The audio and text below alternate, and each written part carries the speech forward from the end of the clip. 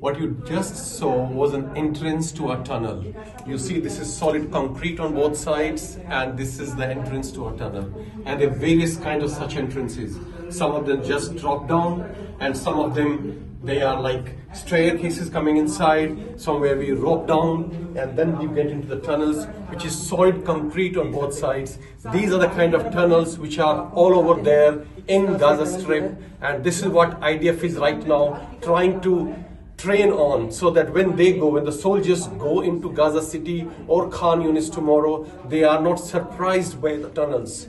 They know the layout, they know what's the entry to these tunnels, what are the exits, and they practice the drills. They exactly know what they're going to face and exactly know what each soldier in a squad or in a troop needs to do, so that there are minimum casualties and they're able to neutralize them. And here in this training area, this is the military base where they train on these tunnels, and they made an extensive network of similar tunnels what exists in Gaza Strip, and then they train on them, and this is how IDF plans to take on Hamas once the ceasefire is over after a few days, which they are expecting.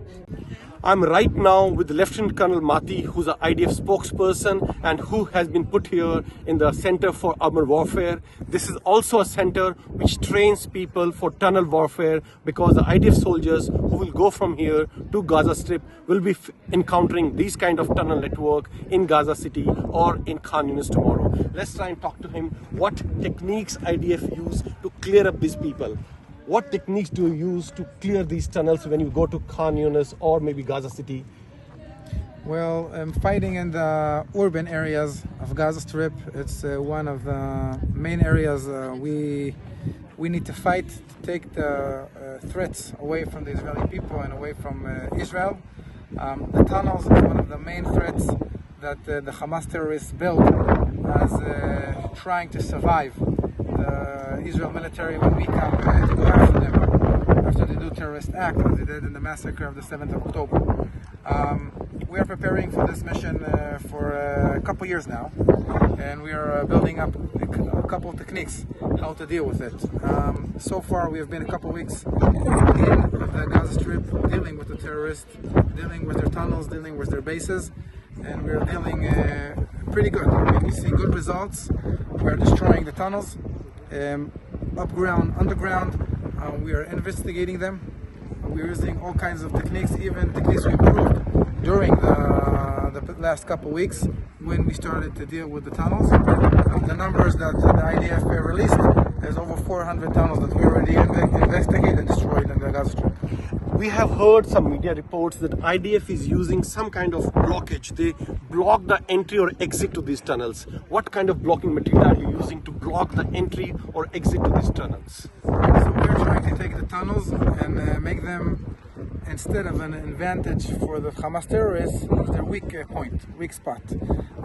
If we have to go into the tunnel, so we have special units, special techniques how to do it. When we find a tunnel, we first of all investigate the area, investigate the tunnel, we learn about it, and the commander at the field, he decides what we need to do with it. Most of the times we just need to destroy it, and usually we destroy it completely. Using a high explosive? We use most of the times explosives, all kinds of explosives that destroy the tunnels. If there are terrorists inside, we're going to stay inside, they're not going to come out. And you mentioned some time back that you're also using liquid explosives. Like what actually is liquid explosive? What kind of liquid explosive? I'm not an explosive professional, expert, so that's not a good question I can answer. Okay, one last question I would like to ask is, in case you know that there are probably hostages in a particular part of tunnel which you want to clear or destroy, what strategy are you using in that particular case? So bringing the hostages back, it's one of the main goals of this war. I mean, we want to bring every single one of them back home. We want to bring the babies, we want to bring the elderly, we want to bring the women, we want to bring the men, we want to bring everyone back home, no matter where they are in the Gaza Strip. So if it means we need to go inside the tunnels to bring them back, we're going to do what we need to do to bring them back. I mean, I believe that in the end of this war, all our hostages are going to be back with their families safely in Israel. In case you know there are people there inside, maybe hostages, in that case, are you using some kind of gas like to to make them unconscious or something and then clearing it? Because if you go just like that, you can't clear it like this. So you have to do something, like either a stun or maybe some gas. Is it being used? I don't know. Maybe. Okay. But I know they are using other things besides explosives before they go in, such as also water and gas maybe. And also we heard that you're blocking the entrances to tunnels. You're blocking them permanently with concrete and all? Yeah. Is that being done on a very large scale? There's no tunnel that we go by, and after we decide what we need to learn about it, let's say, I don't know, take intelligence from it or go inside and clear it, then we destroy it. No tunnel stays built as it was. And blocked. No tunnel stays built and blocked. Yeah, you destroy. It's destroy completely. I mean, we've known now during the temporary ceasefire that some tunnels became graves for the Hamas terrorists because we bury them inside the tunnels and they're never going to come out. So no tunnel stays built. The whole point is to destroy the whole It gets destroyed. Yeah.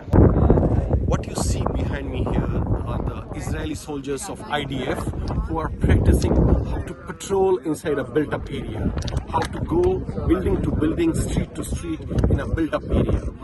Urban warfare is the most difficult warfare for any army, for any infantry, for any force moving in, because the casualties are very high in urban warfare, and that is the reason very high level of training, extensive training is needed so that soldiers are prepared when they go inside a built-up area to clear a built-up area. And like you can see, these are IDF soldiers who are exactly planning for that.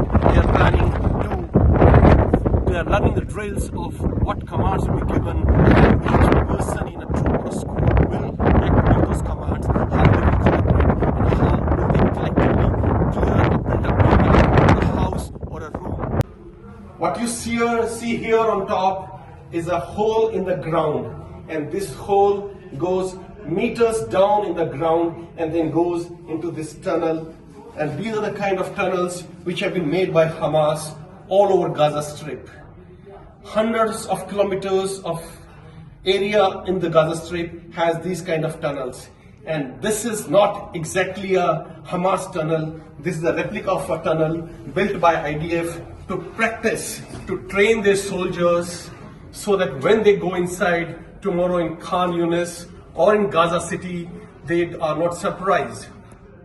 They know what exactly to expect there. They know how to deal with it. And this is not the only kind of opening you have in these tunnels. There are stairways coming inside, there are ropeways coming inside. So there are various ways of coming inside these tunnels and exiting from these tunnels. And these tunnels are very well prepared. They have air-conditioned rooms in these tunnels. So it is expected that a lot of hostages which are still held by Hamas probably will be held in one of these tunnels in the Gaza Strip. And when IDF practices, this is a military base where they particularly practice urban warfare and tunnel warfare.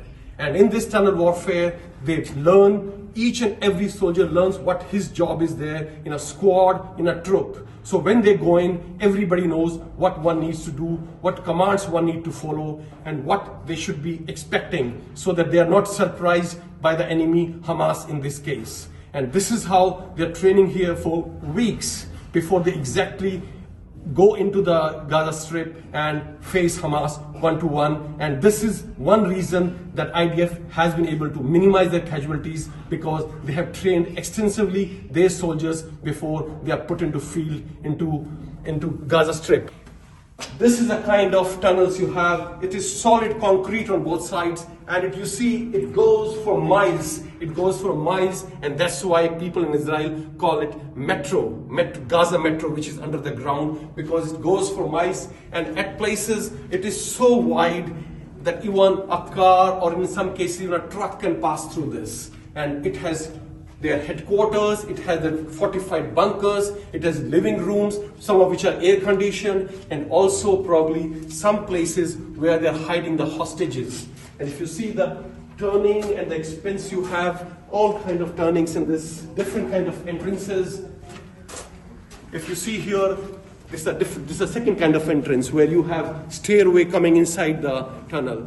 So you have different kind of entrances, different kind of exits, and to make sure that the IDF soldiers, when they go for their operations, are not surprised. They have made all possible kind of entrances and exits in these tunnels, and they are practicing in exactly the kind of tunnels which they know exist in Gaza Strip. This is Rajesh Pawar for India Today from ZLM military station, Israel. What you see behind me here is a model which IDF uses for training, and they're trying to depict a refugee camp here.